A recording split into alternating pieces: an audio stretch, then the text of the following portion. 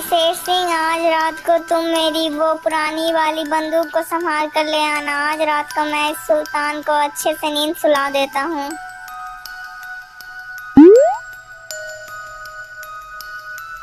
हे भगवान, मैंने अपने पूरे जीवन में अपनी मालिक की सेवा बहुत ही अच्छे से की है और पूरे ईमानदारी से की है। क्या मेरा बूढ़ा होना ही पाप है? हे भगवान, अब मैं क्या करूं? अब मुझे ऐसा करना चाहिए कि मैं अपने मित्र भालू के पास जाकर सहायता मांगता हूं। ये सारी बातें सोचकर सुल्तान जंगल की तरफ चल देता है और कुछ देर चलने के बाद वो अपने मित्र भालू के पास पहुंच जाता है।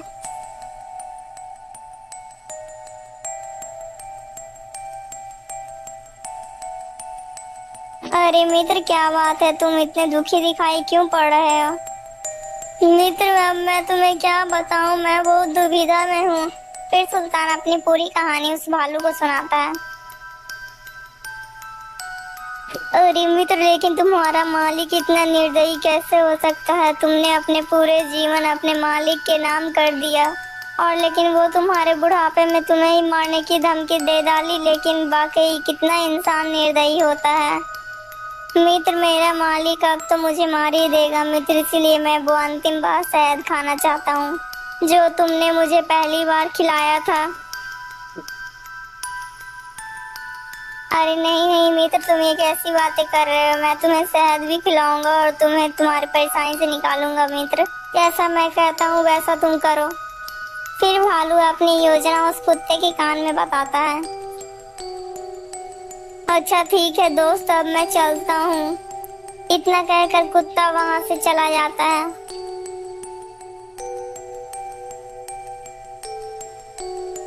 अरे सुल्तान, मैं खाना बनाने के लिए जा रही हूँ, तुम वीर का ख्याल रखना। इतना बोलकर सेठानी घर के अंदर चली जाती है और सुल्तान वहीं पर बैठा रहता है और उसके सामने उसका सेठ भी बैठा हुआ था और तथा उसके सामने उसका बच्चा लेटा हुआ था।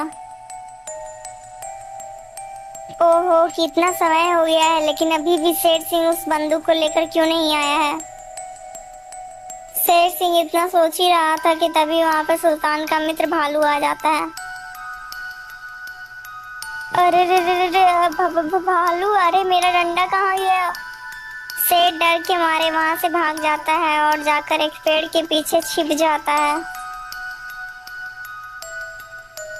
और तभी वो भालू सेठ के बेटे को अपने मुंह में पकड़कर वहां से चल देता है और सुल्तान उस पर भौंकने लगता है। फिर और तभी वो भालू कुत्ते से डरने का नाटक करता है और तभी वो सेठानी बाहर आ जाती है।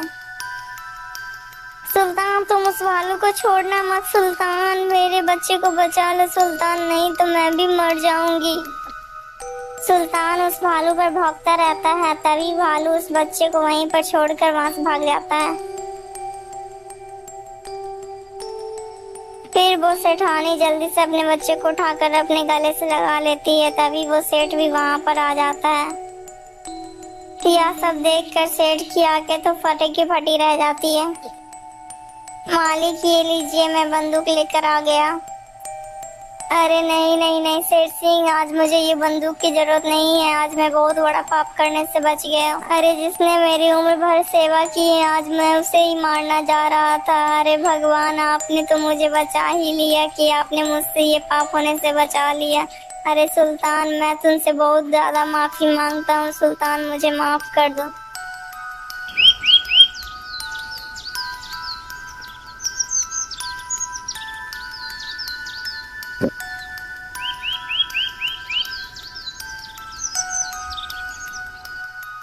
अरे मित्र, तुमने मेरी बहुत मदद की है मित्र, मैं तुम्हारा ये एहसान कभी नहीं चुका सकता। तुमने मुझे मरने से बचा लिया। अरे मित्र, तुम ये कैसी बातें कर रहे हो? मैंने तो अपना फर्ज निभाया है। सच्चा मित्र वही होता है जो मुसीबत में काम दे। अच्छा मित्र, अब मैं चलता हूँ, मुझे देर हो रही है।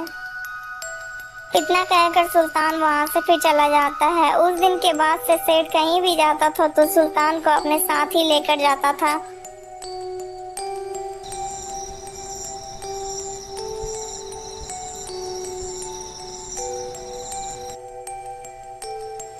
दोस्तों अगर आपको ये कहानी अच्छी लगी है दोस्तों तो प्लीज दोस्तों इस कहानी को एक लाइक करके चैनल को सब्सक्राइब कर दीजिएगा दोस्तों।